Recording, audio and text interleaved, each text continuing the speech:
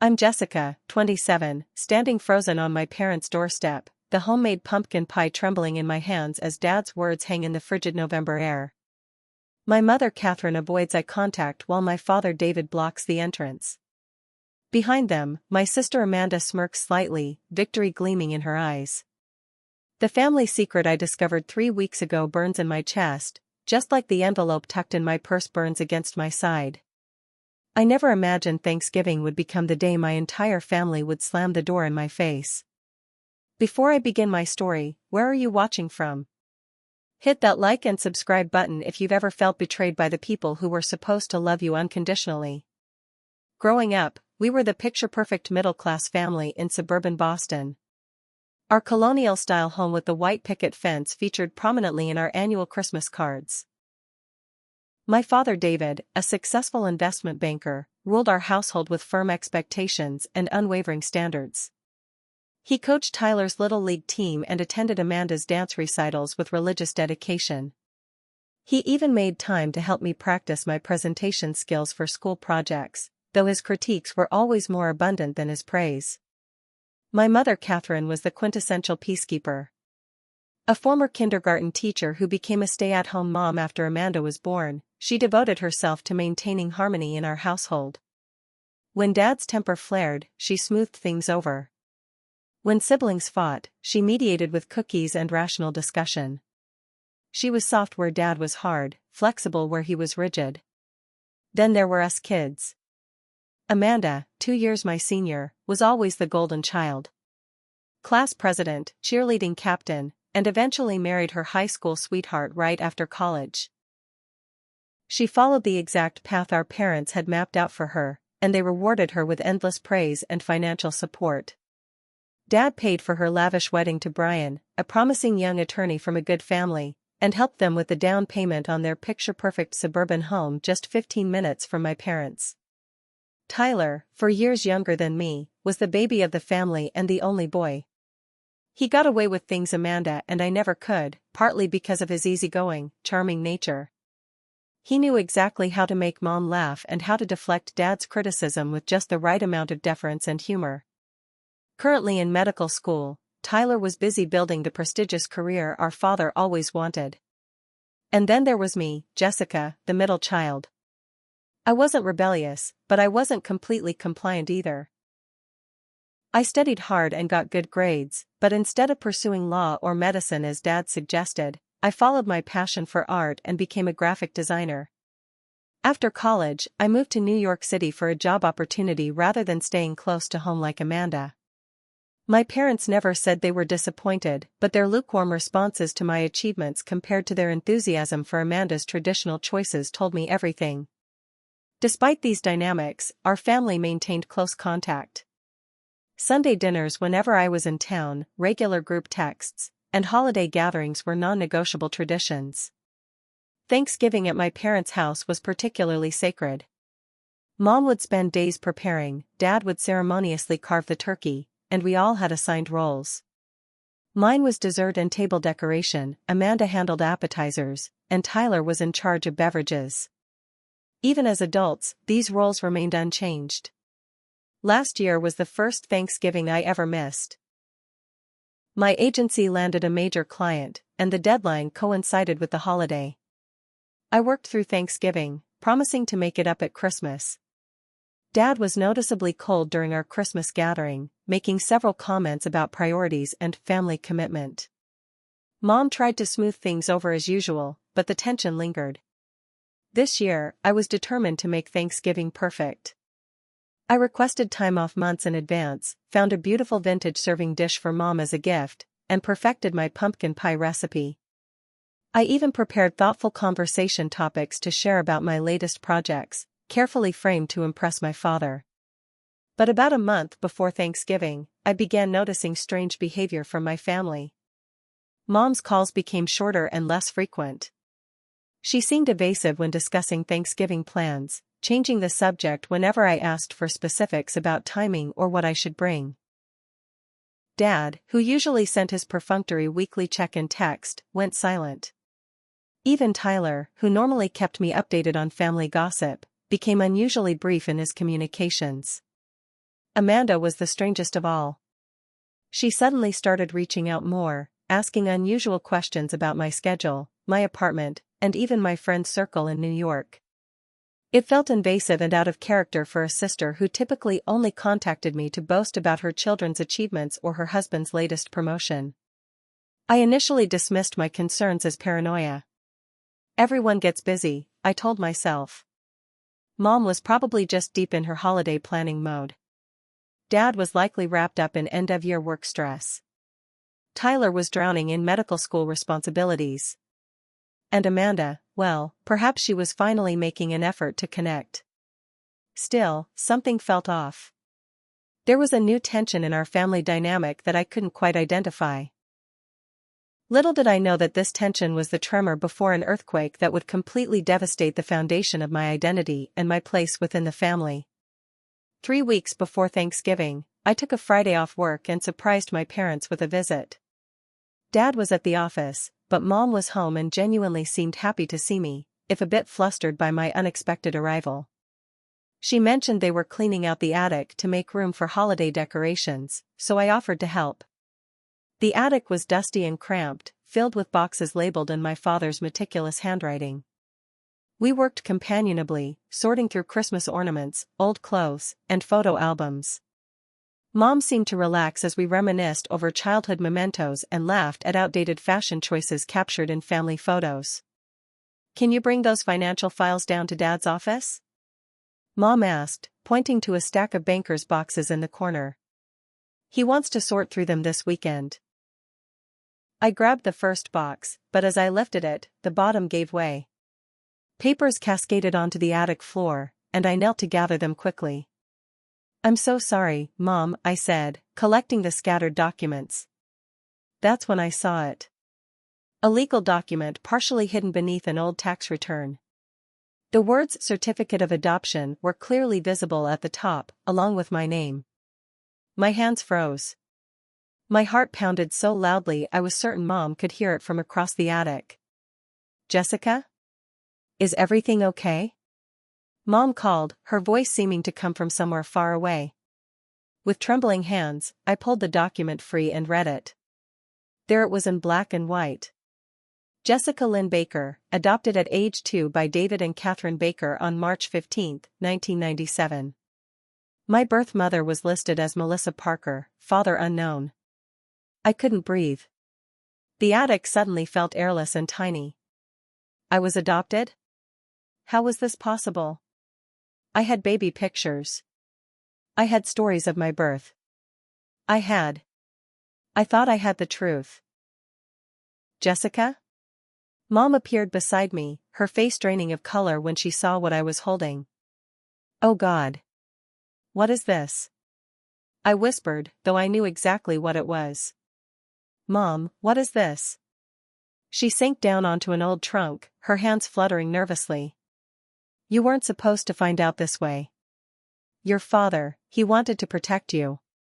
"Protect me? From what? From knowing who I actually am?" My voice rose with each question.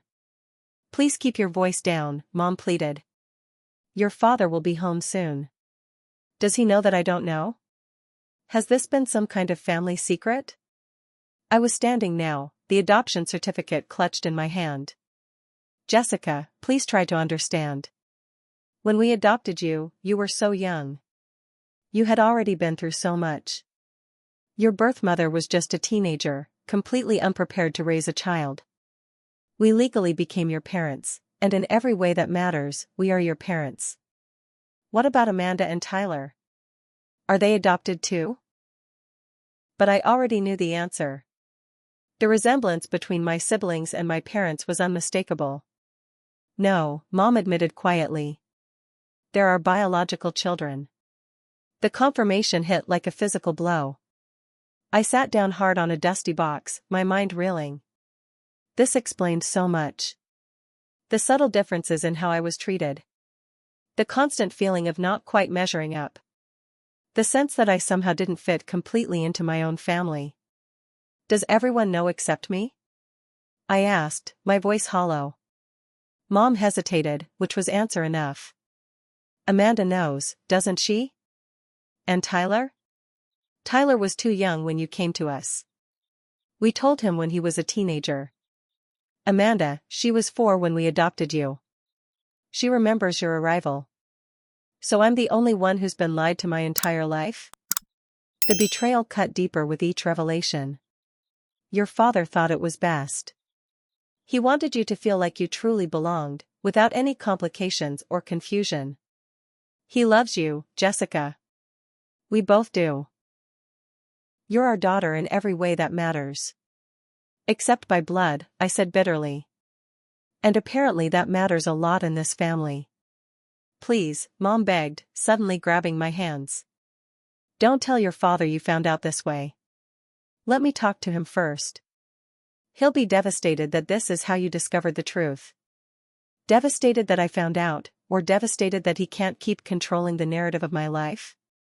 I pulled away from her, standing up and backing toward the attic stairs. Jessica, please. I need some time, Mom. I can't process this right now.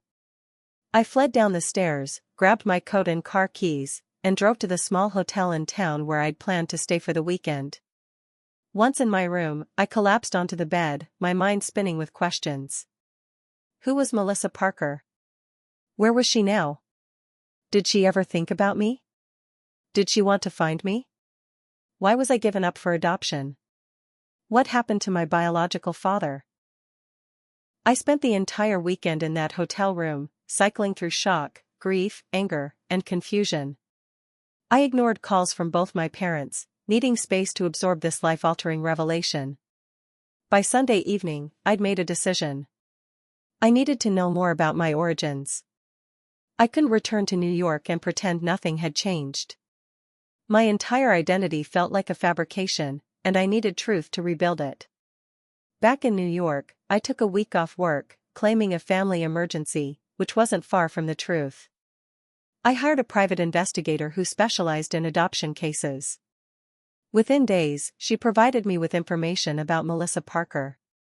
My birth mother was alive and living in Connecticut, just a 2-hour drive from New York City. She was 45 years old, married to a man named Tom for 15 years, and had 2 children, Ryan, 14, and Claire, 12. She worked as a nurse at a local hospital. I stared at her photograph for hours. I had her eyes. Her smile. The same slight dimple in the right cheek. For the first time in my life, I saw my features reflected in another person's face. After days of drafting and deleting messages, I finally sent her an email. Simple and direct, my name is Jessica Baker. I believe you are my biological mother. I was born on June 10, 1996, and adopted by the Baker family when I was 2 years old. I recently discovered my adoption and would like to connect, if you're open to it. Her response came within hours, Jessica. I've waited for this message for 25 years. Yes, I would love to meet you. Whenever and wherever you feel comfortable. We arranged to meet at a quiet cafe halfway between our homes. Walking into that cafe was one of the most terrifying moments of my life. But seeing Melissa, my birth mother, stand up and raise her hand in greeting, seeing my own expressions and mannerisms mirrored in this stranger's face, something shifted inside me. A piece of my identity that had been missing suddenly clicked into place. Melissa told me her story through tears. She'd been 17 when she had me, abandoned by her boyfriend when she told him she was pregnant. Her strict religious parents gave her 2 options: give the baby up for adoption or leave their home. She tried to raise me on her own for 2 years, working multiple jobs and living in a tiny apartment, but ultimately realized she couldn't provide the life she wanted for me. The hardest day of my life was signing those papers, she told me, clutching my hand across the table. I thought about you every single day. On every birthday. Every Christmas. I wondered if you were happy, if you were loved. We talked for hours. She showed me pictures of herself holding me as a baby, photographs I'd never seen before. She told me about my early days, filling in blank spaces in my history. By the end of our meeting, I felt both overwhelmed and strangely peaceful. We met several more times over the next 2 weeks. She introduced me to her husband Tom, who welcomed me with genuine warmth. I learned about my half-siblings, saw photos of them, heard stories that made them real to me. As Thanksgiving approached, I made a decision that, in retrospect, was impulsive and perhaps naive. I invited Melissa to join my family's Thanksgiving dinner. I thought it would be a chance for my two worlds to meet, for my adoptive parents to see that I could embrace my birth mother without loving them any less. I didn't tell my adoptive family about the invitation. I planned to call them the day before Thanksgiving to prepare them for Melissa's presence. I believed that once the initial shock wore off, they would understand my need to connect with my birth mother. I believed that love would prevail over secrets and lies. I was wrong. I stand on the doorstep, still trying to process my father's words. "You're not invited, Jessica," he repeats, his voice harder than I've ever heard it. "Not after what you were planning." "What are you talking about?" I clutch my pie tighter, as if it could shield me from whatever is happening. "Don't play innocent," Amanda steps forward, standing beside our father. "We know you invited that woman to our Thanksgiving." "That woman?"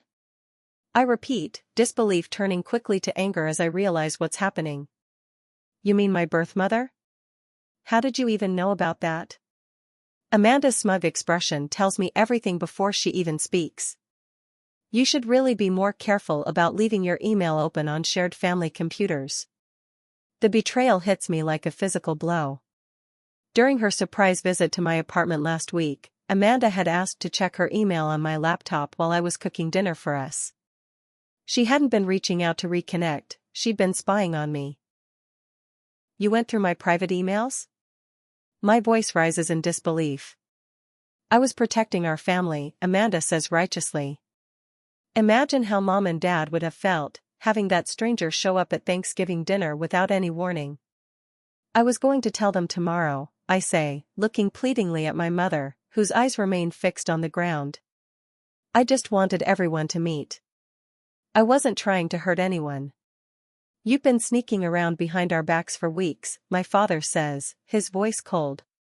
"Meeting with this woman, telling her our family business, planning to ambush us at Thanksgiving. That's not how this family operates. This family operates on lies." I shoot back. "You lied to me my entire life about who I am. And now you're punishing me for trying to understand my own history?" "We gave you everything," my father says, his face flushing with anger. "A home, an education, opportunities most kids would never have. And this is how you repay us? By bringing in an outsider to our most important family holiday?" "She's not an outsider to me," I say, my voice breaking. "She's my birth mother." "And where was she for the past 25 years? Amanda interjects. "While Mom and Dad were raising you, paying for your art school, supporting your move to New York. Where was she then?" I open my mouth to defend Melissa, to explain the impossible choice she faced as a teenager, but my father cuts me off. "The entire family agrees with our decision," he says firmly. "Grandma and Grandpa Baker, Aunt Susan and Uncle Robert, everyone. We had a family meeting last night. The revelation that they'd all gathered without me, discussed me, judged me, and collectively decided to exclude me from Thanksgiving feels like a knife to my heart." "You had a family meeting about me?" I whisper. About the situation, my mother finally speaks, her voice small. "About what would be best for everyone." "Best for everyone, or best for maintaining the family image?" I ask bitterly. Heaven forbid anyone know the Bakers adopted a child. What would the country club think? "That's enough, Jessica," my father says sharply. "You've made your choice. You chose that woman over your real family."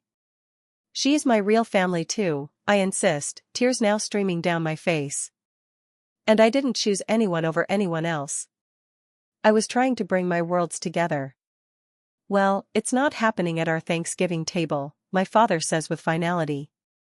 "Perhaps you should go spend the holiday with your new family, since they're so important to you now." With that, he steps back and begins to close the door. My mother hesitates, conflict clear on her face, but a stern look from my father has her retreating inside. Amanda gives me one last triumphant look before the door closes completely. I stand there in shock, the pie still in my hands, unable to comprehend what just happened. Through the window, I can see cousins and aunts and uncles arriving, being welcomed with smiles and hugs by the same people who just shut me out. Somehow I make it back to my car before completely breaking down. Sobs rack my body as I grip the steering wheel, the pie forgotten on the passenger seat. I feel as if I've lost everything in one devastating moment. When I can finally breathe again, I call Zoe, my best friend since college. They shut the door in my face, I tell her, my voice barely recognizable. My entire family decided I'm not welcome at Thanksgiving because I found my birth mother. Those absolute monsters, Zoe says fiercely. Where are you now? Do you want me to come get you? I'm still in their driveway, I admit, watching as more relatives arrive for the dinner I'm banned from attending. I don't know what to do, Zoe. I feel like my entire life has been a lie, and now I've lost the only family I've ever known. You haven't lost everyone, Zoe says firmly. You have me. You have your birth mother now. And real family doesn't treat people the way they just treated you. What should I do? I ask, feeling lost and small. Well, you have two choices, Zoe says pragmatically. You can drive back to New York, curl up in bed, and let them win. Or you can stand up for yourself. Stand up how? They literally closed the door in my face. Jessica, you've spent your whole life trying to earn their approval. Trying to be good enough for people who were keeping massive secrets from you. Maybe it's time to stop seeking their validation and start demanding the respect you deserve. Zoe's words resonate with something deep inside me. She's right. I've always been the peacekeeper, the one who compromised, the one who worked hardest for scraps of parental approval that came so easily to my siblings. You're right, I say, a new resolve hardening within me. I'm done being the family doormat.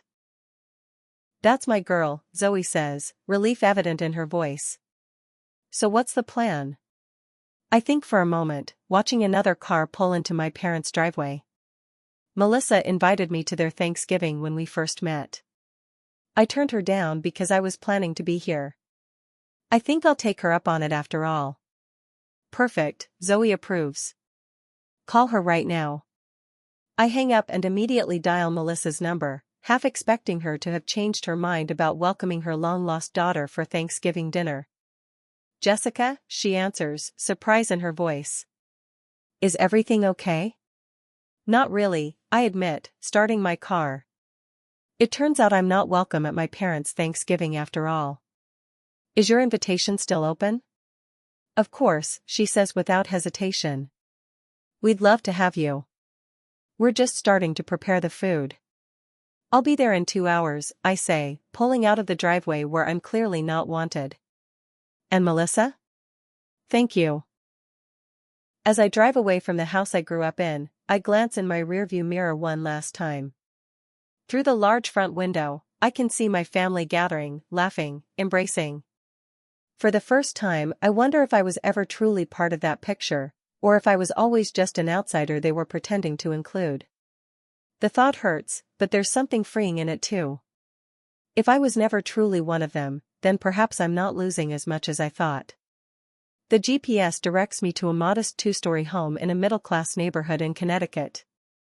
Christmas lights are already strung along the gutters, and a wreath hangs on the bright red front door. It looks welcoming and warm, the complete opposite of the cold reception I received at my parents' house just hours ago. I sit in my car for several minutes, gathering my courage. What if this is a mistake? What if Melissa's family resents my intrusion on their holiday?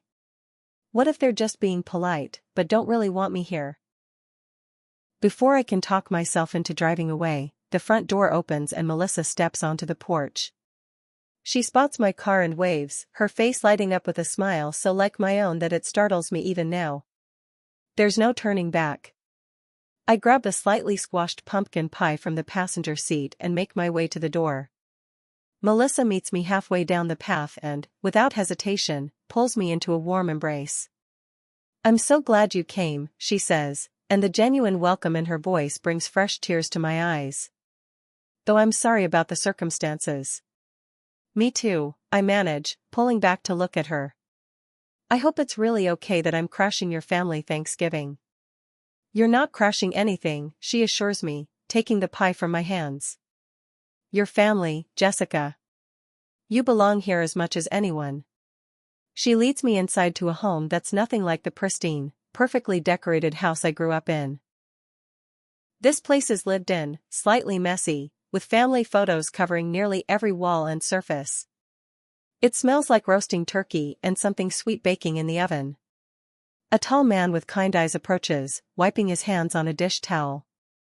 You must be Jessica, he says with a warm smile. I'm Tom, Melissa's husband. Welcome to our home. Before I can respond, two teenagers appear in the doorway to what looks like the kitchen.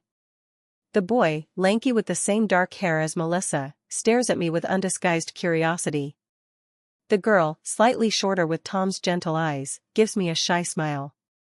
Jessica, these are your half-siblings, Melissa says, her voice tinged with nervous excitement.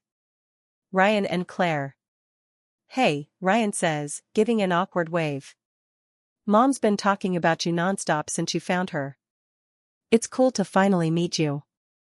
We made an extra place setting as soon as Mom called, Claire adds, stepping forward.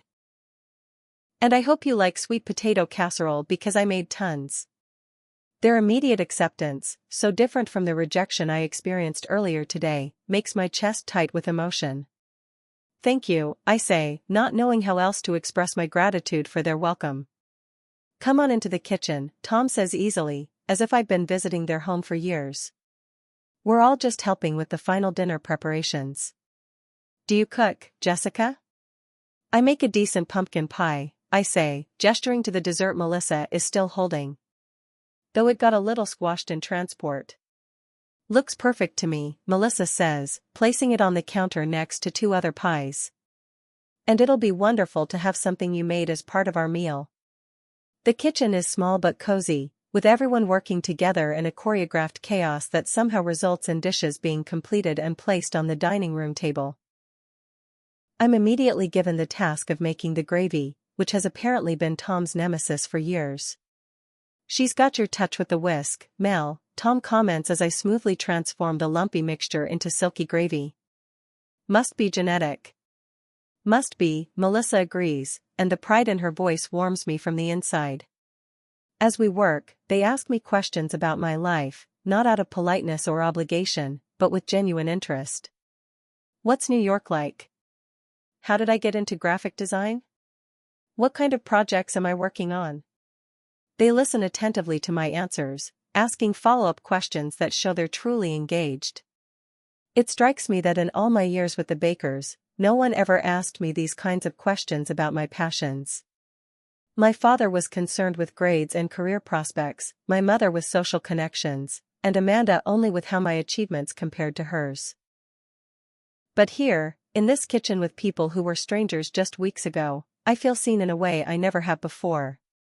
You have Mom's artistic eye, Claire comments when I mention my design work. She's always rearranging our house and making things look better. And her stubbornness, Ryan adds with a grin. Mom never gives up on anything once she sets her mind to it. Speaking of which, Melissa says, I have something for you, Jessica. I was planning to give it to you the next time we met, but since you're here. She wipes her hands and disappears briefly, returning with a medium-sized box. What's this? I ask, taking it from her. Some things I've kept, she says softly. From when you were little, and from over the years. Inside the box are treasures I never knew existed. Photos of me as a baby and toddler, held lovingly in Melissa's young arms. A tiny pair of booties she knitted while pregnant. A construction paper card I apparently made for her just before the adoption, my tiny handprint pressed onto the paper. And more, birthday cards she wrote but couldn't send, school pictures she somehow obtained over the years, newspaper clippings when I made honor roll in high school. You kept track of me? I ask in amazement, looking up from a clipping about an art award I won in 10th grade. As much as I could, Melissa admits. I subscribed to your hometown newspaper. I drove by your school sometimes, hoping to catch a glimpse of you. I know that sounds creepy, but... It doesn't, I interrupt, deeply moved. It sounds like a mother who never stopped loving her child. Tears fill her eyes. I never did stop, Jessica. Not for one day. The contrast between this moment and the cold rejection at my parents' house is stark and painful. Here is a woman who gave me up because she had to, who never stopped thinking about me, who treasured every small connection to my life she could find. And there is the family who raised me, who kept my very identity a secret and then punished me for trying to discover it. The timer dings, breaking the emotional moment, and we all return to dinner preparations. By the time we sit down at the table, I've learned more about Ryan's passion for astronomy, Claire's talent for baking, and Tom's work as a high school history teacher.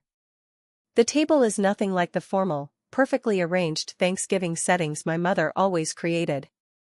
It's mismatched china and slightly crooked place cards made by Claire.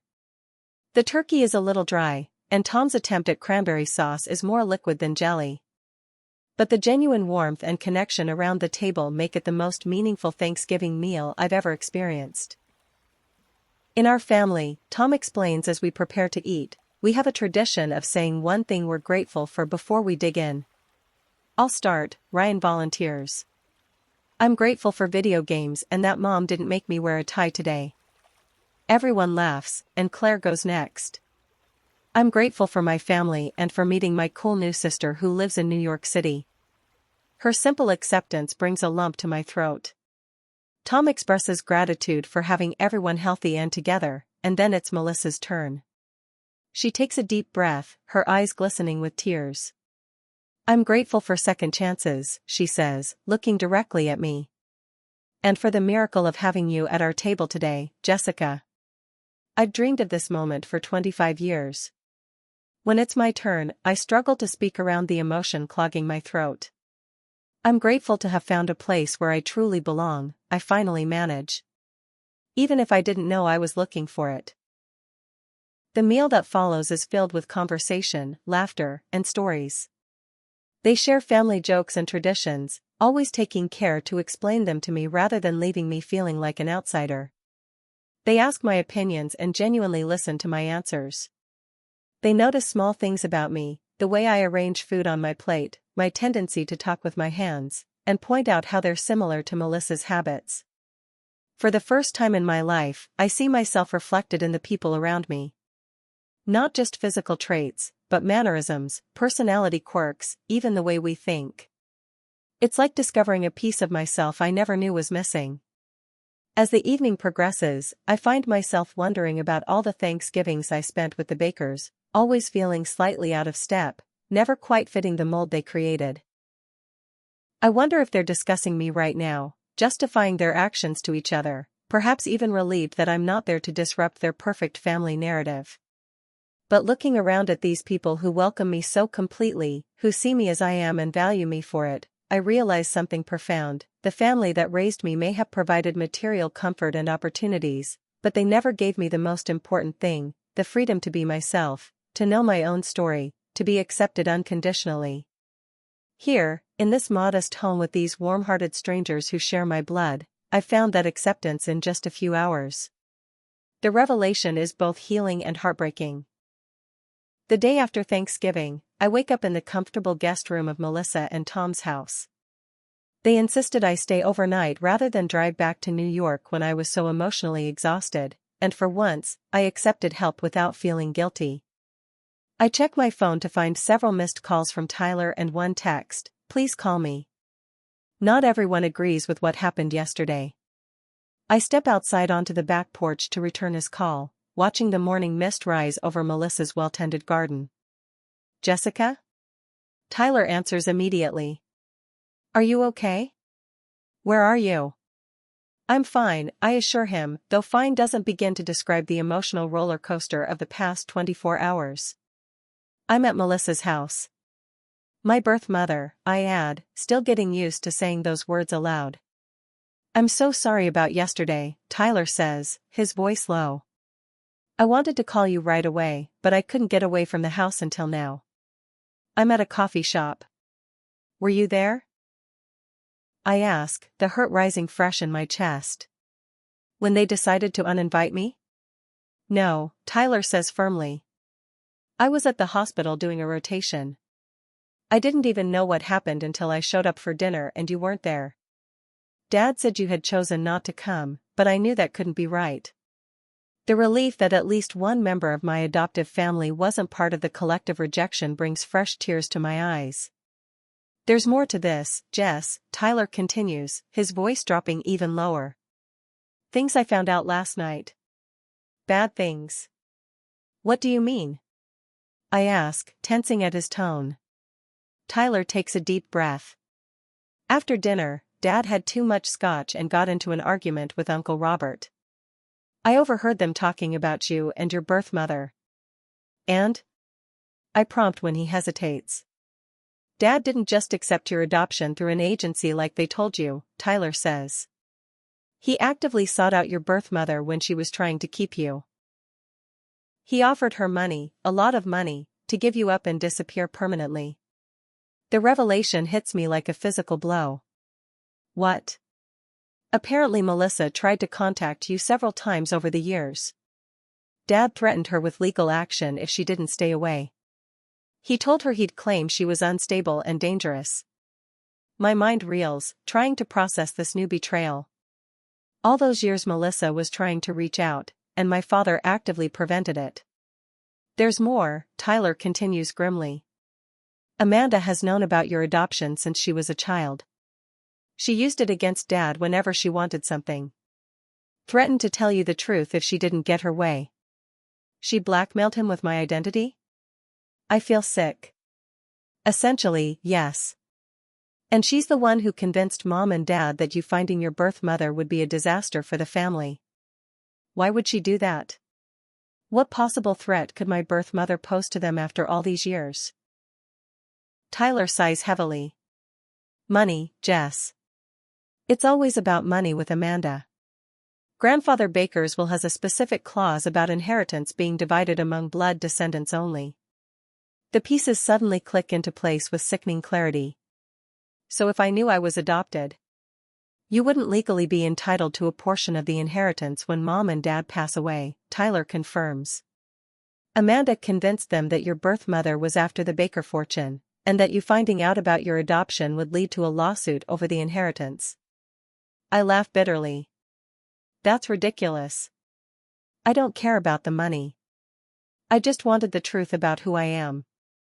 I know that, Tyler says gently. But Amanda has always been obsessed with her share of the inheritance. And Dad's biggest fear has always been scandal and family embarrassment. So they chose money and appearances over me, I say flatly. I'm so sorry, Jess. I should have stood up for you yesterday. I was shocked when they told me what happened, but I let them convince me it was too late to call you. I should have left right then and come to find you. It's not your fault, Tyler, I say, though part of me does wish he'd fought harder for me. There's one more thing, Tyler adds hesitantly. I found some letters in Dad's study last night. Old letters from Melissa to you. Dozens of them, dating back years. He kept them all. My heart constricts painfully. He kept them but never gave them to me? I took them, Tyler admits.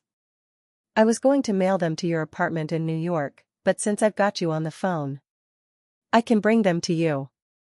Today, if you want. I look back at the house where Melissa is probably starting to make breakfast, where I found more acceptance in one day than in years with the Bakers. Yes, I decide. Bring them here. I'll text you the address. After hanging up with Tyler, I sit on the porch steps for a long time, processing everything he told me. The betrayal cuts deeper than I could have imagined. It wasn't just that my parents kept my adoption a secret, they actively prevented me from knowing my birth mother, even when she reached out.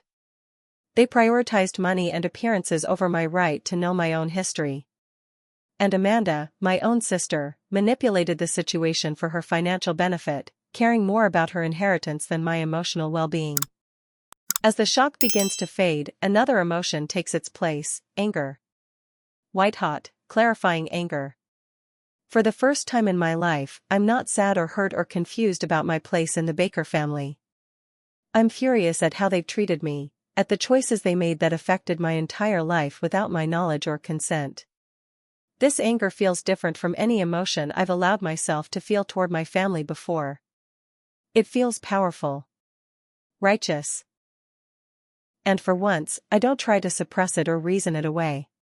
By the time Tyler arrives with a shoebox full of letters, my anger has crystallized into determination. The Baker family has controlled my narrative for 25 years. They've lied, manipulated, and now rejected me to maintain their perfect image and protect their money. I'm done letting them write my story. As Tyler hands over the box of letters, tangible proof of my birth mother's attempts to connect with me, all thwarted by my adoptive father, I make a decision. This isn't over.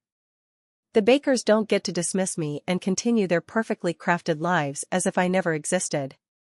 It's time they faced the consequences of their deception. And I know exactly when and how to make that happen. Christmas has always been Amanda's domain.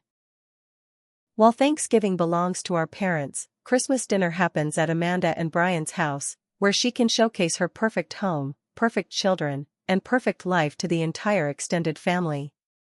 This year will be no different, except for one thing: I plan to be there, invited or not. For the next 2 weeks, I prepare meticulously. I consult with a family law attorney about the legal implications of my adoption and the Baker family inheritance. I compile all the evidence Tyler provided, along with documentation of my recent discoveries. I practice what I'll say, anticipating every possible reaction and counterargument. Melissa helps me work through my emotions, providing perspective from her side of the story. She shows me legal documents proving my father threatened her with expensive court battles if she tried to contact me. She tells me about the times she saw me from a distance at school events, aching to approach but terrified of the consequences my father had promised. On Christmas Day, I drive to Amanda's colonial-style home in the Boston suburbs. The driveway is filled with familiar cars: my parents, Uncle Robert's, Aunt Susan's, Grandma and Grandpa Baker's. The gang's all here, just as I'd hoped. I check my appearance in the rearview mirror. I've chosen my outfit carefully, a confident red dress, professional but festive. My makeup is flawless, my expression determined. I am not the same Jessica who stood crying on my parents' doorstep on Thanksgiving. That Jessica was still seeking approval. This Jessica is here to claim her truth. I ring the doorbell, a thick folder tucked under my arm. Amanda's face when she opens the door is priceless, shock quickly masked by cold anger. "What are you doing here?" she hisses, blocking the entrance just as our father did a month ago. "Merry Christmas to you too, Amanda," I say pleasantly, loud enough for others to hear. "Aren't you going to invite me in?" "You weren't invited," she says, keeping her voice low. "After that stunt you pulled at Thanksgiving, did you really think you'd be welcome at Christmas? The stunt where I discovered I was adopted and tried to meet my birth mother?" I ask, maintaining my calm demeanor. "Or the stunt where our entire family rejected me for wanting to know the truth about my own life?" "You need to leave," Amanda insists, starting to close the door. I place my hand firmly against it. "I'm not leaving, Amanda. Not until I've had my say. You can either let me in, or I can share what I've discovered with the entire neighborhood. Your choice." Something in my tone must convince her I'm serious. She glances nervously over her shoulder, then reluctantly steps back. "Fine. But don't make a scene in front of the children." I step into the foyer of her picture-perfect home, decorated for Christmas with tasteful elegance that screams Amanda. I can hear voices from the living room, family members chatting, Christmas music playing softly in the background. Amanda tries to steer me toward the kitchen, clearly hoping to contain whatever confrontation is about to occur, but I head directly for the living room. This isn't a private conversation. This is a family reckoning. The room falls silent as I enter. My mother gasps, a hand flying to her mouth. My father stands abruptly from his armchair, face flushing with anger. Various aunts, uncles, and cousins exchange uncomfortable glances. Only Tyler meets my eyes directly, giving me a subtle nod of encouragement. Jessica, my father says in his authoritative voice, the one that always made me shrink as a child. This is inappropriate. We discussed this as a family. No, you discussed me as a family, I correct him, standing tall. I wasn't included in that discussion, just like I wasn't included in so many decisions about my own life. Perhaps this isn't the time, my mother begins, always the peacekeeper. This is exactly the time, I interrupt firmly. Christmas is about family, isn't it? And I'd like to talk about what family really means in the Baker household. I open the folder I'd brought and place several documents on the coffee table. For those who don't know, I recently discovered that I'm adopted. My parents kept this secret from me my entire life, though apparently everyone else knew. I look around the room, noting the guilty expressions on many faces. But that's just the beginning of the story. I lay out more documents, copies of the letters Melissa sent me over the years, legal threats my father sent in return, financial records Tyler helped me obtain. My birth mother didn't abandon me, as I was led to believe. She was a teenager who tried desperately to keep me but was essentially coerced into giving me up by a wealthy man who offered her money she badly needed. I looked directly at my father. That man was David Baker, who then threatened her with legal action if she ever tried to contact me. Murmurs ripple through the room. My father's face has gone from red to white. Jessica, you don't understand the circumstances, he begins, but I cut him off. I understand perfectly, Dad. You wanted a daughter, but you didn't want the complications that came with adoption. You wanted to pretend I was biologically yours, even if that meant denying me knowledge of my own identity. You chose your comfort over my right to know the truth. I turned to Amanda next. And you? My own sister. You've known about my adoption since you were a child, and you used that knowledge to manipulate our parents. You convinced them that my discovering the truth would threaten your inheritance. That's not true. Amanda protests, though the flush creeping up her neck betrays her. Isn't it? I challenge, laying out more documents. Tyler found these in Dad's study. Notes in your handwriting, Amanda, detailing your concerns about grandfather's will and how my adoption might affect the distribution of assets. Calculations of how much more money you'd receive if I were excluded from the inheritance. Several family members gasp. Aunt Susan, always the most forthright of the family, turns to Amanda with disgust. You did this? Over money? Amanda's composure finally cracks. It's not just about money. It's about fairness. I'm their real daughter, not some charity case they took in. The cruelty of her words hangs in the air. My mother lets out a small sob. Even my father looks shocked at Amanda's nakedness of self-interest. Amanda, my mother says weakly. How can you say such a thing? Jessica is as much our daughter as you are. Except when it comes to family meetings, apparently, I say pointedly. Or Thanksgiving invitations. My mother has the grace to look ashamed. We made a terrible mistake, Jessica. I knew it was wrong, but I didn't stand up to your father or Amanda. I'm so sorry. Her apology, while appreciated, isn't enough. Not after decades of lies. I'm not here for apologies, I tell her, though I soften my tone slightly. I'm here for the truth. All of it. No more secrets, no more lies. I turn back to the room at large. I've met my birth mother. Her name is Melissa, and she's a wonderful person who gave me up because she thought it was best for me, not because she didn't want me. She tried to reach out to me many times over the years, but those attempts were intercepted and suppressed. I pull out the final document from my folder, a letter from my lawyer. I've consulted with a family law attorney. I have no interest in contesting grandfather's will or claiming any inheritance that Amanda is so desperate to protect. What I want is acknowledgement of the truth and respect for my choices going forward. My father, always most comfortable discussing legal matters, reaches for the letter. What exactly are you asking for, Jessica? I'm asking for my family to accept that I have a relationship with my birth mother and her family. I'm asking for an end to the lies and manipulation. I'm asking to be treated with the same respect you'd give to any adult family member, not as a possession or a secret to be managed. The room is silent as my words sink in. My father reads through the lawyer's letter, his expression unreadable. Finally, my mother stands and approaches me. Her eyes are red with tears, but there's a resolve in her face I've rarely seen.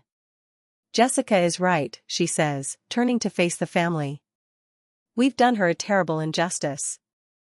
I wanted to tell her the truth years ago, but I let myself be convinced it was better to keep it secret. I was wrong, and I'm deeply ashamed. She turns back to me, taking my hands in hers. I can't undo the past, but I promise you this. From now on, you will be heard. Your feelings and choices will be respected. And if you want a relationship with your birth mother, I would like to meet her too. Her unexpected support brings tears to my eyes for the first time since I entered the house. Thank you, Mom, I whisper.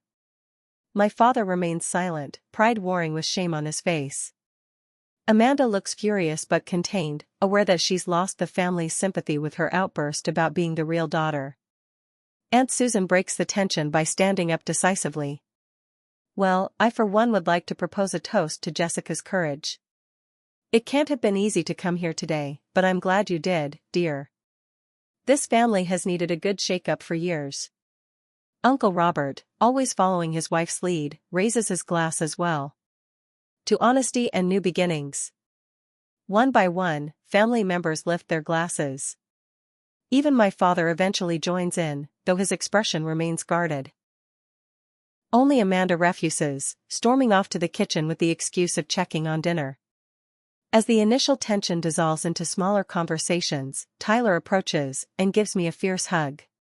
You were amazing, he whispers. I've never been prouder to be your brother. Thank you for helping me, I whisper back. I couldn't have done this without you. The Christmas dinner that follows is unlike any family gathering I've ever experienced. There's an honesty in the air that feels both uncomfortable and refreshing. People ask me questions about Melissa and her family with genuine interest. My mother inquires about when she might meet my birth mother, and I promise to arrange it. My father remains largely silent, processing the public challenge to his authority and the revelation of his past actions. But towards the end of the meal, he approaches me as I stand alone by the Christmas tree. I thought I was protecting you, he says stiffly. I convinced myself that knowing would only hurt you. I know you believe that, I reply. But it wasn't your decision to make. Not for my entire life. He nods slowly. I see that now. Too late, perhaps, but I do see it. It's not exactly an apology, but from my father, it's significant. A crack in the armor of certainty he's worn my entire life. As I prepare to leave, Amanda corners me in the hallway. This isn't over, she hisses. You may have won them over with your victim act today, but you'll never really be one of us. I look at my sister, the golden child, the perfect daughter, the woman so insecure she built her identity on being better than me. You're right about one thing, Amanda, I tell her calmly. This isn't over. But not because I want revenge or money or anything else from you. It's not over because family is complicated and messy and takes work. I'm willing to do that work with anyone who's willing to meet me halfway. Even you, if you ever decide to try. I leave her standing there, speechless for once, and walk out into the clear, cold Christmas night with my head held high. For the first time in my life, I've spoken my truth to the Baker family without fear or apology. It may not have fixed everything, but it's a beginning. And sometimes, beginnings are all we need to change the course of our lives. The weeks following my Christmas confrontation are challenging but transformative. My parents suggest family therapy, surprising me with their willingness to examine decades of patterns and decisions. I agree, though with clear boundaries about what I expect from the process. Our first session is awkward and tense. My father keeps trying to justify his actions, using phrases like best interests and protecting the family. The therapist, Dr. Lindsay, gently but firmly redirects him. David, she says, I hear you saying you wanted to protect Jessica. But I'd like you to consider that protection can sometimes become control when it denies someone information about their own life. My father's jaw tightens, but he nods stiffly. It's a small step, but significant for a man who has never had his decisions questioned. My mother is more emotional, breaking down several times as she expresses her regret for not standing up to my father years ago. I knew in my heart it was wrong to keep Jessica's adoption a secret, she admits. But I convinced myself I was preserving family harmony. Family harmony built on lies isn't really harmony, I point out. It's just a performance. Dr. Lindsay helps me articulate feelings I've struggled to name my entire life, the sense of being slightly out of step with my family, the constant feeling that I needed to earn love that came naturally to my siblings, the underlying anxiety that if I didn't meet expectations, I'd be cast out. That fear became reality at Thanksgiving, I explain, the pain still fresh. When I didn't conform to what they wanted, they literally closed the door in my face. My mother weeps at this, genuine remorse in her tears. My father looks away, unable to face the stark description of his actions. As the sessions continue weekly, then bi-weekly, subtle shifts occur. My father begins to acknowledge the harm his decisions caused, not just to me but to our entire family dynamic. My mother finds her voice, disagreeing with him openly in ways I've never witnessed before. They're facing the cracks in their marriage that they've papered over with performances of perfection for decades. My relationship with Tyler grows stronger through this process. He attends some sessions, sharing his perspective as the youngest child who always sensed something was off in the family but couldn't name it. I always felt Jessica was treated differently, he admits during one particularly intense session. But I was just a kid. I didn't know how to question it or stand up against it. You're standing up now, I tell him, reaching for his hand. That's what matters. Amanda refuses to participate in therapy initially, dismissing it as unnecessary drama. But after a month, she reluctantly joins a session, primarily because our parents insist. She sits stiffly on the couch, arms crossed defensively. I don't see why we need to keep rehashing this. Jessica knows she's adopted now. Can't we move on? Dr. Lindsay gently probes beneath Amanda's resistance. It seems there might be some feelings about Jessica's place in the family that go beyond just the secret of her adoption. Would you be willing to explore those a bit? Amanda's carefully constructed facade begins to crack under the therapist's skilled questioning.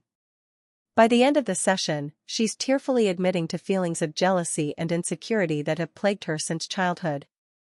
You were always the smart one, the creative one, she tells me, years of resentment pouring out. Dad was so proud of your grades, your art. Mom was always defending your independence. I felt like I had to be perfect just to get the same attention you got for just being you. Her perception stuns me. That's not how I experienced it at all, I tell her. I always felt like the outsider, while you were the golden child who could do no wrong. It's a breakthrough moment, revealing how differently we each experienced the same family. Amanda's confession doesn't immediately repair our relationship, but it creates a crack in the wall between us, allowing for the possibility of something new to grow. Throughout this process, I'm also building a relationship with my birth family. Melissa and I speak almost daily, filling in the gaps of 25 years apart. I get to know Ryan and Claire through video calls and weekend visits. Tom becomes a steady, supportive presence, never pushing for a specific type of relationship but always making it clear I'm welcome. The contrast between my two families is striking. With the Bakers, every interaction still feels loaded with history and expectation, requiring careful navigation and boundary setting. With Melissa's family, there's an ease and acceptance that comes without condition or performance. Yet I'm discovering that both relationships have value in different ways. The family that raised me shaped who I am, for better and worse. The family I'm discovering connects me to my origins and offers a new kind of belonging. I don't have to choose between them, despite what my father and Amanda initially believed. As spring approaches, I face a significant decision. My lease in New York is ending, and I've been offered a position at a design firm in Boston, closer to both my adoptive and birth families. After much reflection, I decide to take it, finding an apartment halfway between Boston and the Connecticut town where Melissa lives. The decision feels symbolic of my new approach to family, not fully immersed in either world, but creating my own space from which I can engage with both on my terms. I'm learning to set boundaries, especially with my adoptive family. I decline invitations that don't feel genuine. I speak up when old patterns emerge. I insist on honesty, even when it's uncomfortable. With my birth family, I'm navigating the complexity of building relationships without shared history. We're creating new traditions and finding connections, but also respecting that we're not trying to make up for lost time, we're simply starting from where we are. Tyler becomes my strongest ally in the Baker family. He visits my new apartment frequently, sometimes bringing our mother, who is making genuine efforts to rebuild our relationship. My father comes less often, still struggling with the fundamental challenge to his authority and worldview, but he's trying in his own limited way. Amanda remains the most resistant to change. After her emotional breakthrough in therapy, she retreated back behind walls of perfection and control. Our interactions remain strained, though civil. I've accepted that some relationships may never fully heal, and that's okay. I no longer need everyone's approval to feel whole. Through therapy, I work through the complex emotions of being adopted, feelings of abandonment, questions about identity, grief for the years lost with my birth family. I learn that healing isn't linear, that some days the anger and hurt feel as fresh as when I first discovered the truth. But I also discover a strength in myself I never knew existed, the courage to stand up for my truth, to demand respect, to forge a path that isn't dictated by others' expectations or fears. I'm no longer the people-pleaser who would sacrifice my own needs to keep peace in the family. I've found my voice, and I'm not afraid to use it. As the first anniversary of my discovery approaches, I reflect on the extraordinary journey of the past year. I've lost the illusion of the perfect family I thought I had, but I've gained something far more valuable: authenticity, truth, and the freedom to define family on my own terms. As November approaches again, I find myself thinking about Thanksgiving with a mixture of anxiety and hope. Last year's holiday marked the most painful rejection of my life, but also the beginning of my journey toward truth and self-discovery. After much consideration, I make a bold decision: I will host Thanksgiving this year, in my new apartment, and I will invite both my adoptive and birth families to attend. It's a risk, bringing these separate worlds together, but it feels like the right next step in my journey. The invitations are met with varying responses. Melissa, Tom, and my half-siblings accept immediately, expressing excitement about meeting the family who raised me. Tyler is enthusiastically on board.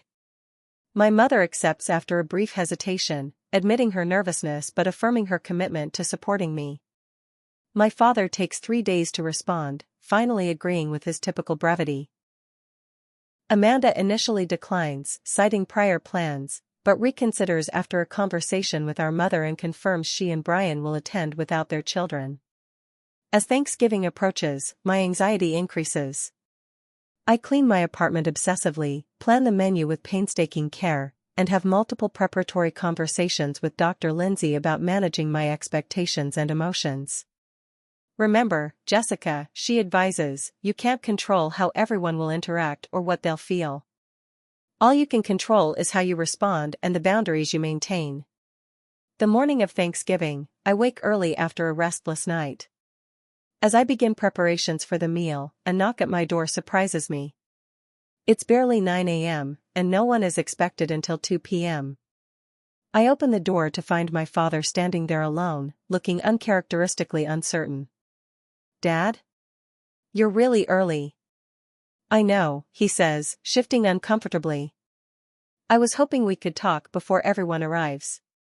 May I come in?" I step aside, curious and slightly wary. He enters, glancing around my apartment with interest. It's his first visit. He had always found excuses not to come before. "You've made a nice home here," he offers, and I hear the effort it takes him to make small talk. My father has always been a man of purpose, not pleasantries. Thank you, I respond, waiting for him to reveal the real reason for his early arrival. He clears his throat, then reaches into his jacket pocket and pulls out an envelope. I've been doing a lot of thinking over the past year, he begins formally. About the mistakes I've made. The harm I've caused. I remain silent, letting him continue without interruption. I convinced myself I was protecting you by keeping your adoption secret. But I was really protecting myself, from complications, from questions, from having to share you with your birth family. He looks down at the envelope in his hands. I was wrong, Jessica. Deeply wrong. And while I can't undo the past, I can try to make amends for the future. He holds out the envelope. This is a trust fund I've established for you. Equal to what Amanda and Tyler will receive. No conditions, no strings attached. I take the envelope but don't open it. Dad, I never cared about the money. I know, he says, meeting my eyes directly. That's what makes this so inadequate as an apology. But it's a start. A concrete acknowledgement that you are my daughter in every way that matters, regardless of biology. He hesitates, then adds, I've also revised my will. Grandfather's stipulation about blood descendants doesn't apply to my personal assets. Everything will be divided equally among you, Amanda, and Tyler. I'm moved by the gesture, not for the financial implications but for what it represents, my father's first real acknowledgement that his actions were wrong. Thank you, I say simply. That means a lot. He nods stiffly, emotion making him uncomfortable as always. There's something else. I've been meeting with Dr. Lindsay privately. She's helped me understand some things about myself, why I value control so much, why I found it so difficult to acknowledge my mistakes. This revelation surprises me more than the trust fund. My father, seeking therapy on his own initiative? It's unprecedented. She suggested I might have some rigid personality traits, he continues, the admission clearly difficult for him. I'm working on being more flexible. More open. It's not easy at my age, but I'm trying. I can see that, I tell him, genuinely touched by his effort. And I appreciate it more than you know. We talk for another hour as I continue Thanksgiving preparations. It's perhaps the most honest conversation we've ever had, halting and imperfect but real. He helps me peel potatoes, his methodical approach making me smile. Some things never change. The doorbell rings again at noon. This time it's Amanda, also arriving hours early. I thought you might need help, she says stiffly, holding out a bouquet of fall flowers. And I wanted to talk before everyone else got here. I invite her in, introducing her to our father, who decides to give us privacy by taking a walk around the neighborhood. Amanda looks around my apartment with critical eyes, but surprises me by saying, You've always had a good eye for design. This place is really lovely. Thank you, I say, genuinely surprised by the compliment. She fidgets with her purse, then pulls out an envelope similar to the one my father brought. For a moment, I think it's another financial offering, but when she hands it to me, I see my name written in her elegant handwriting. What's this? I ask. A letter, she says, not quite meeting my eyes. I've been trying to write it for months. I'm better at expressing myself in writing than speaking. I open the envelope and begin to read. The letter is 5 pages long, a detailed and painful confession of Amanda's jealousy, insecurity, and the ways she manipulated our parents against me over the years. She writes about feeling threatened by my independence and creativity, about her fear that I would somehow supplant her in our parents' affection if they ever admitted I was different. I didn't consciously want to hurt you, she writes. But I did want to keep my place as the real daughter, the biological child. It was wrong and cruel, and while I don't expect forgiveness, I want you to know that I recognize the harm I caused. I look up from the letter to find Amanda watching me anxiously, vulnerability replacing her usual mask of perfection. Thank you for this, I tell her, holding up the letter. It must have been difficult to write. It was, she admits. But necessary. I've been doing a lot of work in therapy too. You're seeing a therapist? This surprises me almost as much as my father's revelation. Amanda nods. Brian insisted, actually. He said I was becoming someone he didn't recognize, someone consumed with bitterness and competition. He was right. We spend the next hour in conversation as I continue cooking. It's not an instant reconciliation, there's too much history between us for that, but it's a beginning, a first tentative step toward a new kind of relationship based on honesty rather than rivalry. By the time Melissa and her family arrive at 2 p.m., my apartment is filled with delicious aromas and a sense of cautious optimism. I make the introductions with my heart pounding, watching as my birth mother meets the woman who raised me. There's an awkward moment of tension, both women clearly unsure of the appropriate greeting, before my mother surprises everyone by stepping forward and embracing Melissa. "Thank you for giving us Jessica," she says, her voice thick with emotion. "And I'm so sorry for the years you lost with her." Melissa returns the embrace, tears in her eyes. "Thank you for raising her to be the amazing woman she is." The ice broken, other introductions flow more easily. Tom and my father discover a shared interest in military history. Ryan and Tyler immediately bond over medical discussions, as Ryan hopes to become a doctor like his newfound uncle. Claire, shy at first, opens up when Amanda asks about her interest in fashion, an area where my sister is genuinely knowledgeable. As we gather around the table I've carefully set, combining elements from both families' traditions, I look at the unlikely gathering with a sense of wonder. A year ago, I couldn't have imagined this scene, my two families, with all their complexities and imperfections, sharing a meal in the home I've created for myself. Before we eat, I ask for everyone's attention. Last Thanksgiving, I stood on a doorstep being told I wasn't welcome at my family's table. It was the most painful moment of my life, but also the beginning of an incredible journey. I look around at each face, my birth mother who never stopped loving me, my adoptive father learning to show love in new ways, my siblings from both families, each relationship unique and evolving. I've learned that family isn't defined by blood or legal documents, I continue. It's defined by love, honesty, and respect. It's messy and imperfect. It requires work and forgiveness and boundaries. But most importantly, it's something we create together, every day, through our choices and commitments to each other. I raise my glass. To family, not the ideal we pretend to be, but the real, complicated, beautiful connections we actually share. Everyone raises their glasses, and in that moment, I feel a sense of completion I've never experienced before. Not because everything is perfect, it's not, and likely never will be. But because for the first time in my life, I'm surrounded by people who see me as I truly am and love me anyway. As the meal progresses, conversations flow across unexpected connections. My father and Tom discover they both served in the military, though years apart. Melissa and my mother exchange stories about my childhood from their different perspectives, filling in gaps for each other. Tyler and Ryan bond over medical discussions, while Claire brings Amanda out of her shell by asking genuine questions about her life.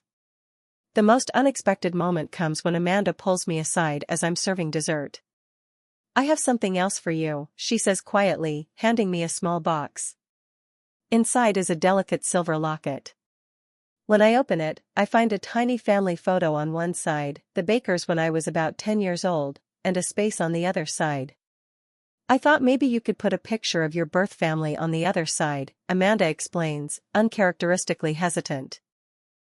"So you can carry both families with you."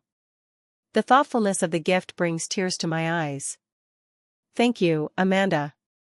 That's perfect." "I'm trying, Jessica," she says simply. "I can't change overnight, but I'm trying." "That's all any of us can do," I tell her, and mean it. As the evening winds down, Melissa pulls me aside. "I have news," she says, excitement in her voice. "I've been offered a nursing position at Boston General.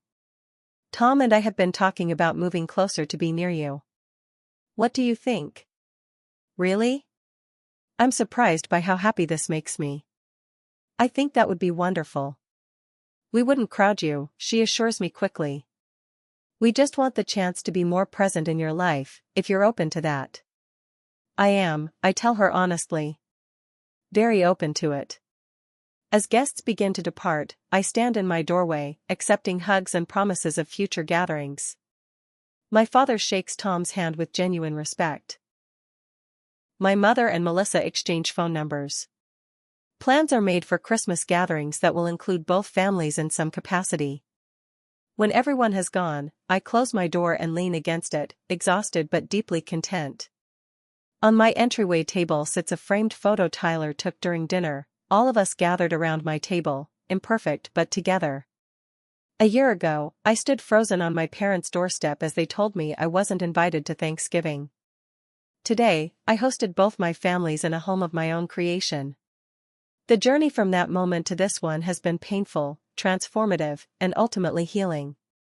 I am Jessica Baker, daughter of David and Catherine Baker who raised me, and Melissa Parker who gave me life.